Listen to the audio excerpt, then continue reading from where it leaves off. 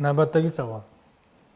Ustoz, umraga borganimda hamma shartlarni qilibman-u, niqob o'rashdagi shartlarga e'tiborsiz bo'lib qolibman.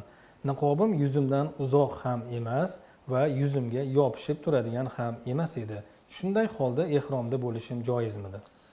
Bismillah, alhamdulillah, vassalatu vassalamu ala rasulillah va ba'd. Agar yuzga yopish turmagan bo'lsa bo'ladi, ya'ni niqob deganda o'sha la tantaqibul muhrima.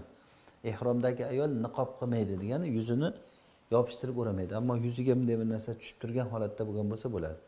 Endi qarang, agar o'rtacha bo'lgan bo'lsa, siz o'zingiz hukm chiqaring. Yuziga bunday tushib turganmi yoki niqob bo'lib turganmi? Bittasini ayting endi, bir tomonga qarab o'zi ko'ngil moyil bo'lsa. Agar yuziga yopishib turganga yaqinroq bo'lib, yo yuzimni niqoblagandim desangiz, ehromga jinoyat qilgan bo'lasiz. Unda siz fidya berishingiz kerak. Ya'ni fidyada eng qodir bo'lganingizchalik, ya'ni bitta qo'yni so'yish, bitta nusuk bilan fidya bergan bo'lasiz. Allohu a'lam. Ammo yuzga uzoqdan tushib turgan bo'lsa, u ishlama emas u. Allohu a'lam.